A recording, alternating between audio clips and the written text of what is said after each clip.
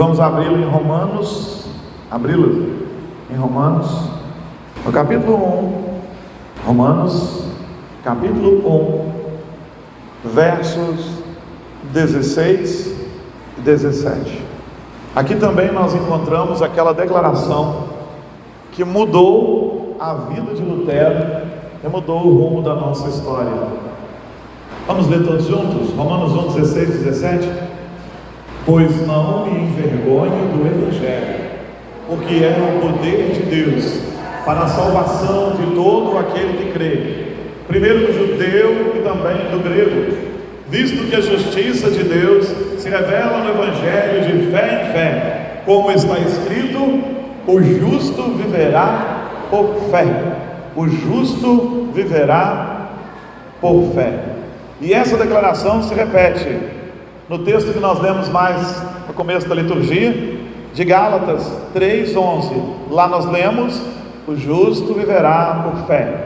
E em Hebreus 10:38 também está escrito: o meu justo viverá por fé. E este foi o versículo, esta foi a afirmação divisora de águas na vida de Lutero. E hoje nós estamos pensando a reforma protestante.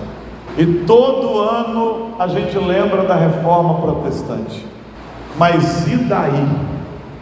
Que diferença isso faz? Do que adianta eu ficar falando de reforma protestante se o meu coração não foi reformado? Ele está entulhado com muitas coisas. Eu fiquei pensando na nossa reforma aqui, na reforma dos nossos corações e na reforma protestante. Reforma protestante foi o tempo de jogar fora muito entulho de tradições vazias que não queriam dizer nada e não significavam nada. A nossa reforma aqui foi uma bênção também. Jogamos fora muita coisa que não resolvia nada, que a gente ia guardando porque é útil, vai ser útil em um tempo, e não foi. Mas também fiquei pensando na reforma nos nossos corações. Quanto entulho a gente vai deixando acumular nos corações, tradições, costumes e coisas que não estão na Bíblia, e vai ficando ali. Eu gostei muito de uma palavra da nossa tesoureira um dia, né? Aquela história: a gente está reformando o templo, mas tem que reformar o coração. Ele entendeu o que eu estava pensando. E é isso. Reformamos o templo, está bonito por dentro, vai ficar bonito por fora. E começamos de dentro para fora. Mas precisamos reformar o nosso coração, ele precisa ficar bonito. Começamos a reforma por dentro para ficar bonito por fora. Tem muita religião legalista que tenta de reformar de fora para dentro. Muda o cabelo, mude suas roupas, não pinte o seu rosto, ou pinte, não faça barba, ou faça, e o coração continua destruído. Mas o Senhor nos chama para uma reforma de coração. Tem uma coisa que eu gosto: na década de 90 eu fazia seminário e teve uma cruzada evangelística em Belo Horizonte. Eu sempre sinto isso porque eu gosto do que estava naquele adesivo. Havia uma cruzada evangelística de um desses evangelistas avivalistas que rodam por aí, mas além da propaganda daquele momento evangelístico, cruzada de evangelização, aquele negócio todo, no adesivo tinha uma frase maravilhosa: a verdadeira mudança começa no seu coração. É lá mesmo que começa. Então eu queria pensar na reforma para a gente também se reformar. Vamos entender um pouco só da história que deu o start na reforma protestante.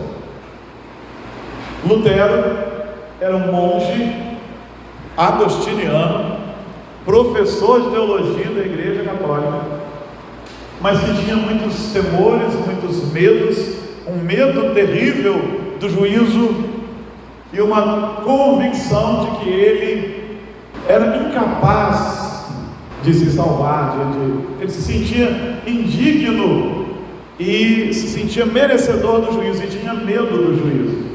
Mas encontra num porão do mosteiro uma Bíblia e começa a ler e estudar a Bíblia com mais profundidade. E então ele descobre a maravilhosa graça de Jesus, de que o justo não vive por suas obras, O justo não vive cumprindo a lei porque ele não consegue. O justo vive por fé. A nossa justiça está baseada na fé, na graça de Cristo Jesus, o nosso Senhor. Porque não nos salvamos por obras, para que ninguém se glorie, mas pela fé, que é dom de Deus. Nem a fé que a gente tem é nossa mesmo, é dom de Deus. E então Lutero entendeu: eu não sou digno, o Senhor me dá dignidade. Eu não sou digno, o Senhor me salva por livre graça. Eu mereço até um juízo, mas o justo vive pela fé. Ele contempla coisas que os outros não contemplam. Ele crê numa obra que os outros não creem. É fé. Isso muda a história de um homem que já se sentia incomodado com muitas coisas e passa a ficar incomodado com todo o rumo que a sua igreja, sendo ele um padre, havia tomado. Venda de indulgências, venda de perdão, venda de salvação, venda de lotes no céu, venda de relíquias santas, objetos que teoricamente seriam santos. E ele se incomoda com tudo isso. E ele acha que o líder maior da igreja não sabia disso. E ele começa a se opor a esses vendedores de bênçãos, vendedores de lote no céu, vendedores de relíquias, vendedores de perdão. O perdão dos pecados custava preço de dinheiro, e então você teria na sua casa estampado um certificado de perdão dos seus pecados. E ele não via nada disso nas escrituras, porque não tem. E então ele afixa suas 95 teses na porta da capela de Wittenberg, onde ele expõe a graça e se opõe a muitas coisas que tinha na igreja que havia se corrompido. E a história nos diz que ele descobre amargamente que tudo aquilo que ele estava combatendo e que era uma perversão tinha o aval do líder maior da sua igreja. E de padre e professor de teologia, ele agora é convertido a herege, merecedor da fogueira da Inquisição, e que passa a ser perseguido. Passa a ser perseguido. E eu olho para esses pontos da reforma e eu fico pensando: está na hora da gente ter uma nova reforma. E você já está ouvindo isso há muito tempo, mas é sério. Olha, nós não fazemos isso, mas tem lugar por aí que prega, sim, uma salvação que custa dinheiro. Não está o princípio de semeadura. Se você quer ganhar 10 mil, você pela fé entrega 1.000 que você nem tem. E então Deus fica obrigado a te abençoar. Sim, existem igrejas por aí que vendem relíquias santas. Pode não ser a Santa Cruz de Caravaggio, mas é a rosa ungida. Pode não ser a areia do Rio Jordão, mas é o sabonete da Rainha Esther. Pode não ser a água do Rio Jordão, mas é aquele sal purificador. Nós não precisamos dessas coisas, nós só precisamos de Jesus. E está na hora de dizermos que precisamos de Jesus. Muito seriamente: pastor, mas nós falamos, mas muitas vezes somos negligentes em chegar para o nosso irmão e com amor dizer: isso que você faz está errado, ou isso que estão te ensinando não está certo, a Bíblia não ensina isso. Em nome de um esforço por unidade, às vezes fechamos os olhos para a verdadeira necessidade de ser profeta e dizer para alguns irmãos de alguns segmentos: se você é um cristão evangélico, você não pode pregar isso que você prega. Precisamos de uma nova reforma, porque muitos dos nossos crentes, que às vezes se orgulham de ser reformados ou presbiterianos, são supersticiosos também. Não há poder na arca da aliança que alguém comprou uma réplica. Não há poder em símbolos, em objetos, e não há poder em mim ou em qualquer outro homem. O poder é de Jesus. Temos a graça, quando muito, de ser instrumentos, mas temos que aprender a dar glória a Deus, porque não há poder em nós. Então, no dia em que pensamos sobre a reforma, pense: precisamos de uma nova reforma. Temos tido igrejas evangélicas que estão ressuscitando práticas contra as quais a reforma lutou.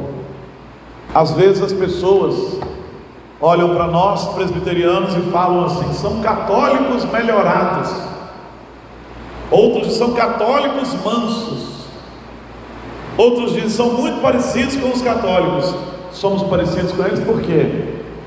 Porque batizamos nossas crianças? Nós não batizamos nossas crianças pelo mesmo motivo que eles. Nós batizamos porque cremos na aliança. Somos o povo da teologia aliancista. Nós cremos na aliança do Senhor e na conexão entre batismo e circuncisão. Você quer ver o que se parece com o catolicismo supersticioso? É vender objetos ungidos ou sagrados. Isso se parece com o catolicismo romano, com a ideia de relíquias santas. Quer ver o que se parece com o catolicismo romano? Correntes de 7 sextas-feiras, ou a corrente da Semana da Bênção. Sabe o que isso se parece? A novena do Divino Espírito Santo, que eu acordava às 5 horas da manhã para ir para participar dela quando era de lá. Isso se parece com o catolicismo romano. Sabe o que se parece com o catolicismo romano? Aquele sacerdotalismo que algumas igrejas têm e que colocam os seus pastores num pedestal e fazem deles homens santos e milagrosos e praticamente lhes beijam a mão, como um cerimonial de beija-mãos que se fazia com o Papa ou com alguns padres ou bispos. E nós não temos isso, mas muita igreja que nos critica por aí tem. Sabe o que se parece com o catolicismo romano? O ressuscitar de coisas do Velho Testamento, como arcas da aliança, o shofar, que é aquela trombeta feita de chifre de carneiro para tocar no começo do culto, ou as primícias que têm que ser dadas para aquele líder ou para aquele outro líder. Isso se parece com o catolicismo romano, que também ressuscita coisas do Velho Testamento, que são sombras daquele que viria e Cristo já veio e não precisamos mais disso.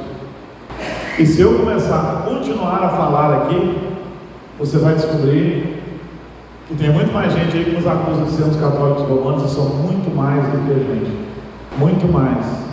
Quando alguém vem aqui para frente, ou para frente da sua igreja lá, e diz assim: o Senhor me disse, Ele me revelou, e você não pode duvidar.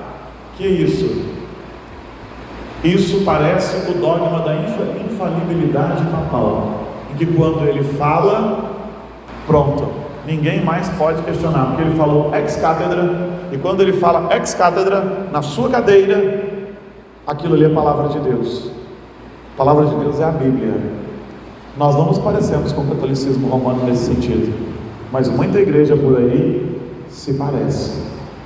E ai de você, se você disser: olha, o que você está dizendo contraria a Bíblia. Ele vai dizer: não toque no ungido do Senhor, torcendo o significado daquele texto. Você vê, a igreja católica precisa de uma reforma, mas no arraial evangélico também tem muito lugar precisando de reforma. E talvez nós precisemos de reforma também, olhando para nós, para as nossas tradições, para aquilo que somos, para aquilo que temos, porque tem tradição que é boa, mas a tradição não rege a minha vida, mas eu tenho que parar e olhar, porque talvez muitos estejam precisando de uma reforma, justamente porque se dizem muito reformados. Nós somos os guardiões da reforma, mas não tem vida com Deus. Nós somos os guardiões dos catecismos e das confissões e das doutrinas de Calvino e de Lutero e de Knox e de não sei quem, mas não tem vida com o Espírito Santo de Deus.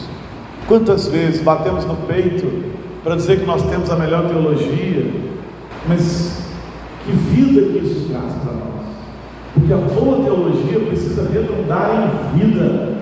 A boa teologia precisa arder nos nossos corações, porque a nossa história não é de frieza, mas de fervor. Porque nós batemos no peito muitas vezes para dizer: nós somos herdeiros de John Knox. Então cadê o seu joelho dobrado dizendo assim: Senhor, me dá o Brasil, senão eu morro? Porque é assim que John Knox orava: Senhor, me dá a Escócia, senão eu morro. E o homem tem uma biografia de vida, de oração, que é um negócio maravilhoso. Por que essa herança não chegou então? Só a dos livros e da doutrina seca. Está na hora de voltar uma reforma para nós também. John Knox era um homem de oração. ao ponto de a rainha da Inglaterra dizer que tinha mais medo de John Knox do que de um exército. Nós nos orgulhamos de ser herdeiros dos puritanos. Cadê o fogo do puritanismo no nosso coração? A começar em santidade, a começar pela santidade, porque todo mundo a doutrina puritana é maravilhosa. A santidade puritana também é. Podem ter errado em algumas coisas, mas foi por excesso de zelo, foi por muito zelo, e não porque faziam vista grossa para o pecado. Os puritanos eram maravilhosos mesmo. Talvez tenham cometido algum erro no zelo pela santidade, mas eu prefiro errar buscando santidade do que errar fazendo vista grossa para o pecado. Precisamos de uma reforma. Olha a vida daqueles homens que oravam 2 horas por dia, 3. Mas eles tinham muito tempo. Tempo de quê? Pega o nosso famoso Calvino, que orava todos os dias, e tinha tempo de pregar todos os dias, e teve tempo de escrever as institutas de Calvino, as suas institutas, as institutas da religião cristã, teve tempo de escrever comentários sobre todos os livros da Bíblia, exceto o Apocalipse, que quando chegou ali ele julgou que já tinha comentado o Apocalipse quando comentava todos os outros livros. Escrevia proficuamente, escreveu muitos livros, catecismos, confissões, escreveu artigos e tratados, pastoreava seu povo, visitava seu povo, tinha um monte de enfermidade que nunca o impediram de exercer o ministério, participava do Conselho de Genebra, certamente errou ali também, e eles o acusam de ter errado com algumas coisas, mas cadê o fervor então da gente, já que a gente é herdeiro desse cara? Por que isso nós não estamos herdando? Nós estamos herdando o discurso teológico. E tem os caras do nosso meio que se dizem reformados e puritanos e que se apoiam nos catecismos e nas confissões e nas doutrinas para ficar dentro da igreja com um intelectualismo que não redunda em vida e que não traz avivamento, e que não traz mover, e que não move a igreja ao discipulado e à evangelização. Esses caras precisam de reforma, e se eu sou assim, eu preciso de uma reforma, e nós precisamos de uma reforma, porque eu quero essa teologia da nossa reforma, mas eu quero também o fogo no coração que esses caras tinham. Sim, porque eles enfronhavam uma sociedade, eles tinham voz profética, eles falavam o que precisava ser dito, eles influenciavam o povo, eles cuidavam da sua casa, cuidavam dos seus. Eu não estou falando só de ministros, não, estou falando de igrejas, comunidades inteiras, em que o povo se gastava pela obra mesmo. Essa é a nossa herança. Por que nós estamos ficando só com um pedacinho dela, se ela está inteira disponível para nós? Isso foi o começo da reforma. Mas você sabe qual foi a proposta central da reforma? A descoberta da graça levou à reforma. Mas você sabe qual é o princípio central da reforma? Retorno às Escrituras, retorno à simplicidade das Escrituras, retorno ao básico das Escrituras, retorno àquilo que era a igreja que Cristo deixou. Esses dias eu me reencontrei com um texto que eu mesmo escrevi há uns anos atrás, e eu coloquei na internet para quem quisesse: Igreja Reformada sempre reformando. Eu usei o lema da reforma, um dos lemas da reforma, como título de um artigo. E o que é a igreja reformada sempre reformando? Não é a igreja inventando moda, não. Agora nós vamos pintar as paredes aqui de preto. Isso não é nada revolucionário, isso não é reforma. E agora nós vamos pôr um telão de LED aqui atrás, que é popõe, mas isso também não é reforma, é popõe. E nós agora vamos inventar umas coisas novas no culto. Isso não é reforma, gente. Isso pode até ser fogo estranho, como aquele que Nadab e Abiú ofereceram. O que era a reforma protestante? Volta às Escrituras. O que tem de tradição aí nessa igreja católica que não serve para nós? Vamos tirar tudo fora, vamos ficar só com a Bíblia. O que tem dentro do nosso culto que não é bíblico? Vamos tirar fora, vamos ficar com a simplicidade da igreja primitiva. E o que era a simplicidade do culto da igreja primitiva? O culto tinha oração, o culto tinha louvor, e o culto tinha leitura e exposição da palavra. É isso. E o Senhor é exaltado nesse culto. A reforma nos chama a voltar para a simplicidade das Escrituras, e simplicidade é tudo que a gente não tem mais hoje. É tudo muito complicado. Para fazer a obra eu preciso fazer um monte de coisa. Como que eu vou fazer a obra se nós estamos ficando escravos de estruturas? E precisamos voltar para a palavra. O que a igreja precisa é de avivamento do Senhor mesmo, um avivamento motivado por profunda oração e dirigido pela palavra de Deus. Isso é reforma. Então nós precisamos olhar para nós mesmos e pensar: nós, igreja do Senhor aqui, estamos em reforma constante? Igreja reformada, sempre reformando. Queria dizer isso no tempo da reforma: a gente olhar sempre para a igreja e dizer: opa, estamos deixando de ser bíblicos, vamos voltar para a Bíblia? Opa, estamos ficando com muitas coisas estranhas dentro da igreja, vamos acabar com isso e voltar para a Bíblia. Isso é que era a igreja reformada, sempre reformando, e não outra coisa. E então nós temos que fazer essa pergunta enquanto igreja: nós precisamos nos reformar? Então nós precisamos fazer essa pergunta enquanto indivíduos. Meu coração precisa ser reformado? Será que eu não preciso voltar meu coração para as Escrituras? O que tem dentro do meu coração que não agrada a Deus para que eu volte para as Escrituras? Isso é uma pergunta que nós temos que nos fazer pessoalmente, particularmente. Precisamos de uma reforma, e ela não é só no dia da reforma. Precisamos de uma reforma, e ela não é só quando as coisas estiverem muito críticas, mas precisamos de uma reforma diária no nosso coração. E precisamos lutar para que tenhamos a mesma influência que a reforma. A reforma influenciava cidades, a reforma influenciava países, a reforma influenciava a sociedade, e a reforma trouxe avivamento para a igreja. A reforma foi um tempo de avivamento, de volta às Escrituras.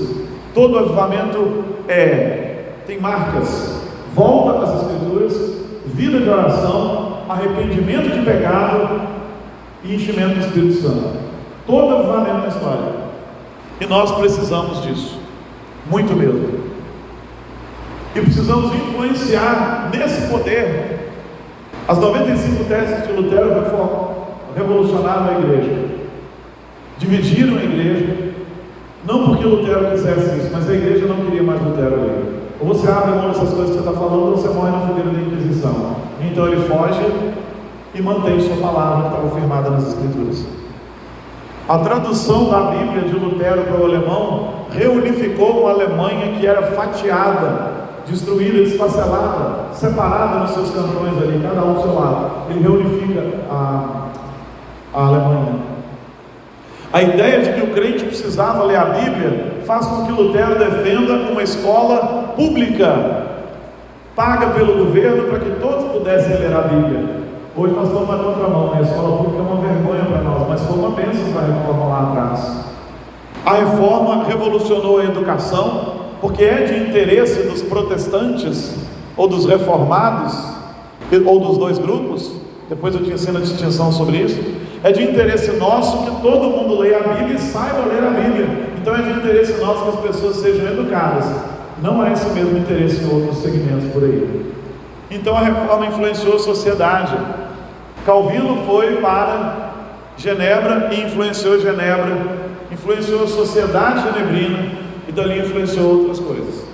John Knox influenciou a sua Escócia e lutou pela liberdade da sua Escócia.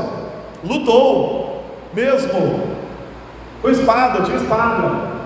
Os puritanos influenciaram muito a Inglaterra, o Reino Unido, os Países Baixos e até os Estados Unidos.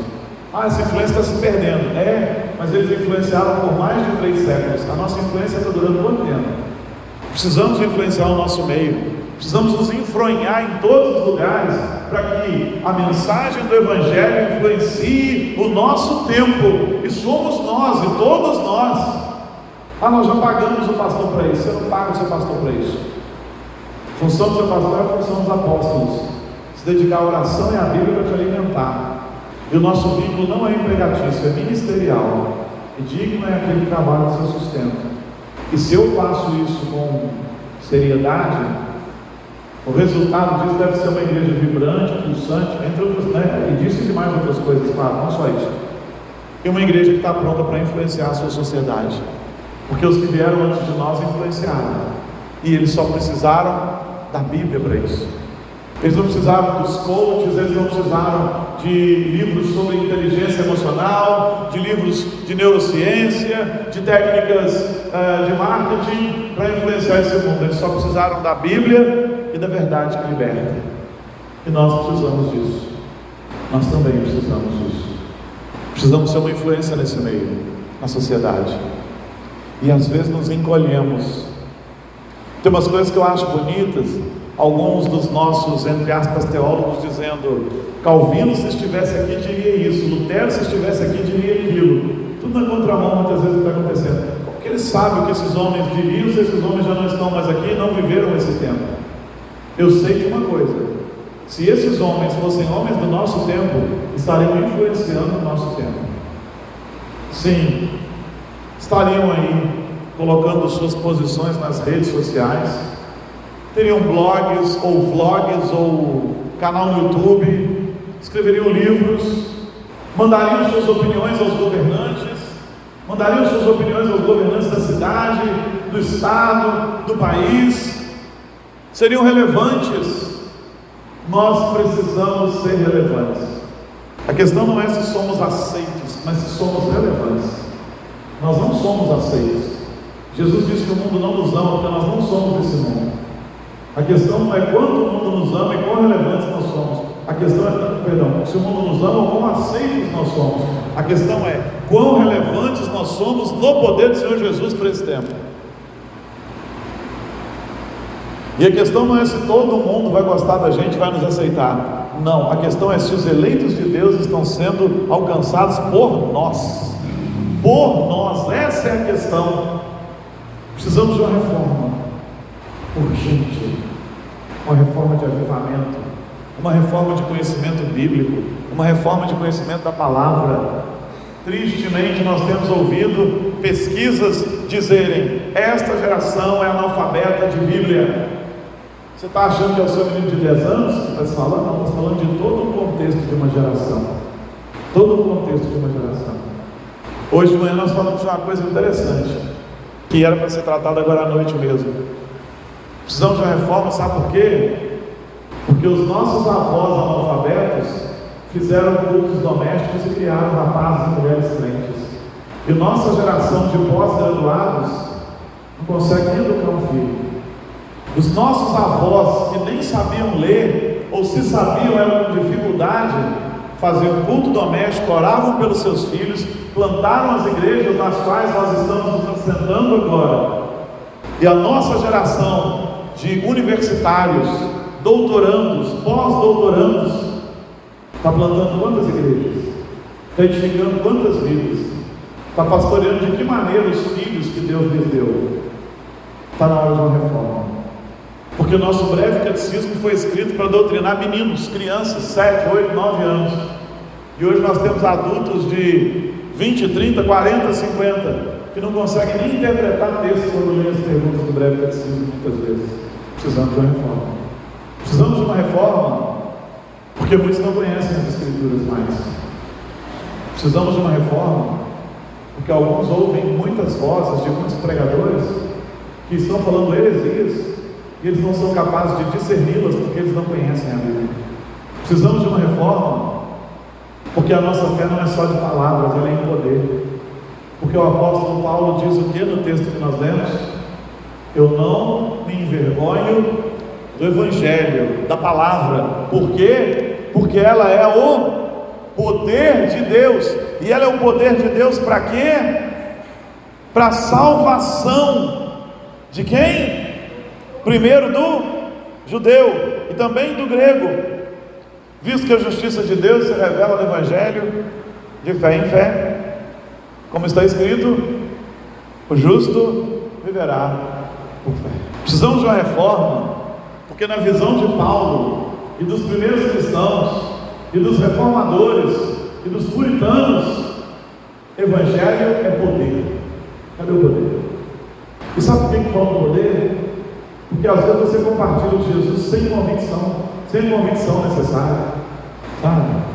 Às vezes você briga pelo seu time e tem convicção de naquele ano o seu time ganhou o campeonato, mas você não tem convicção das verdades bíblicas para brigar por elas muitas vezes. O Evangelho é o poder de Deus, mas sabe por que muitas vezes não é? Porque você não compartilha com ousadia, e nem eu, ao ponto de poder dizer que você precisa ser salvo, você só é salvo assim. E a timidez do povo de Deus, que tem o poder de Deus no Evangelho, a timidez gera um efeito horrível, porque enquanto a igreja se encolhe com medo de processos e da ação de ideólogos, os ideólogos entram nas nossas escolas, nas nossas casas, através dos streams da TV e do celular, e entram em todos os lugares dizendo que o pecado agora não é mais pecado, que você pode ser não só quem você quiser. Esse discurso já passou. Quando eu era criança, eles diziam: você pode ser quem você quiser, mas agora o diabo está muito mais feroz que assunto. Ele está dizendo: você pode ser o que você quiser. E aí a gente vê na internet ou nos jornais a notícia de um japonês que fez uma cirurgia porque ele se identifica como um cachorro e ele quer ser um cão. E uma mulher brasileira louca que diz que também é um cão, nesse caso uma cadela. E um povo maluco que diz que é vegano e para não fazer hipismo com um cavalo, arruma um cavalinho de pau como os que eu brincava quando era criança e está lá pulando obstáculos ele mesmo, para não judiar do pobre do cavalo. O cavalo foi feito para ser montado, burro foi feito para puxar peso, e homem foi feito para adorar a Deus. E o burro do homem agora carrega peso e adora o cavalo que tem. Por quê? Porque isso é esse mundo mesmo. Mas nós precisamos apregoar o poder de Deus, precisamos apregoar o Evangelho, que é poder de Deus que traz salvação. Você acha que algum político que elegermos vai mudar esse país? Você acha que algum projeto social maravilhoso vai mudar esse país? Não vai. Só tem uma coisa capaz de redimir esse país, e ela se chama Evangelho. E lamentavelmente tem muitos segmentos com muito mais coragem que a gente pregando o Evangelho de mentira, de engodo e de dinheiro. Precisamos de uma reforma muito grande, muito séria. Para ontem, ou para ontem, precisamos, povo de Deus, de uma reforma. Volta às Escrituras, pregação da graça de Deus, oração e Bíblia, relevância e intrepidez. Precisamos compartilhar da graça, dizer ao mundo: querido, Cristo é quem salva e ninguém mais. Precisamos dizer para ele: você não se salva, você não é bonzinho, você não nasceu bonzinho, e também não nasceu uma pessoa neutra que vai escolher ser bom ou mal. Não, você não é bom, você não é produto do meio, da perspectiva sociológica, você é produto da escolha de Adão e Eva lá atrás. Então você não é bom e não consegue ser bom sozinho, você precisa da graça de Jesus. Mas a boa notícia é que a graça de Jesus está disponível e você pode ser uma pessoa diferente, e é quando essa pessoa é transformada que nós começamos a mudar o contexto social de um país corrupto. Sim, somos um país corrupto, e a única esperança para um país corrupto é um Deus transformador, e nós o conhecemos. Você acha que só os políticos são corruptos? Eles saíram do nosso meio. Você acha que só os juízes, alguns deles, são injustos? Eles saíram do nosso meio. Você acha que o nosso povo é um povo bonzinho? Não é. No meio do nosso povo, há pessoas que são capazes de mentir para receber uma Bolsa Família ou um auxílio emergencial do qual eles não precisam, sem se importar se está tirando da boca de outra pessoa. No meio do nosso povo, tem aquele famoso jeitinho brasileiro, que se o sujeito puder passar a perna no outro, ele não está nem um pouco ligando se o outro vai passar dificuldades, ele só está pensando no seu lucro. Esse é o Brasil que nós temos. No Brasil que nós temos, quando termina uma pandemia, a primeira preocupação de um povo é que dia que nós vamos pular carnaval, e quebrando até mesmo as regras que a maioria da população tem, porque a maioria ainda se declara católica, quebrando até mesmo essas regras. O carnaval aconteceu no meio da quaresma, porque qual o problema disso?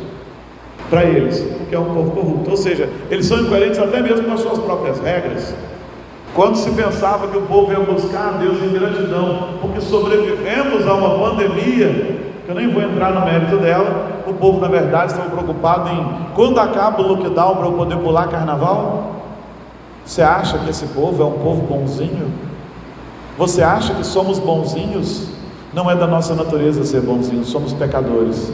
A graça de Jesus é quem vem nos redime. E se tem uma coisa que vai mudar o contexto do nosso país, é a pregação do Evangelho.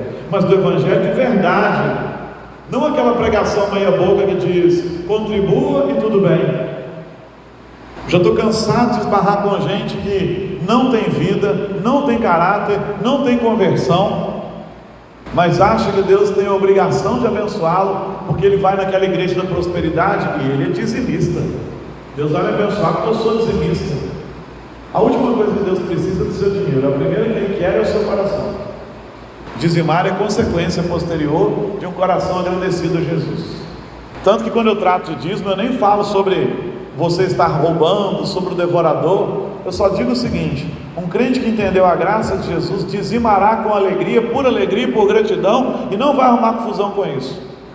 Normalmente o sujeito que mais briga com essas coisas, ele não entendeu a graça de Jesus e ele não quer servir a Deus, ele quer que Deus esteja ao seu serviço e a igreja trabalhe por ele. Então nem vou discutir isso. Muita igreja pregando um evangelho de mentira, que se você depositou no gasofilácio, se as moedinhas caíram no cofre, está tudo resolvido. Isso é a última coisa que Deus quer de você. Nós sabemos disso, mas precisamos pregar isso ao mundo.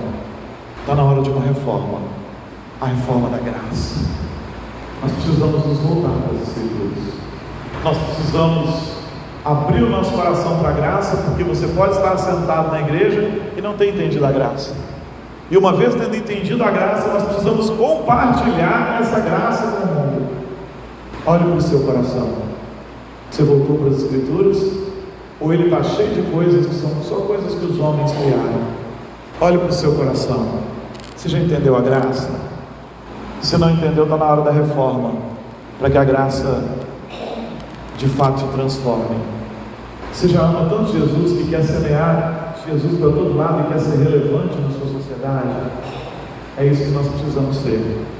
São essas coisas que nós precisamos fazer enquanto crentes que somos, enquanto igreja de Jesus que somos, enquanto povo de Deus que somos.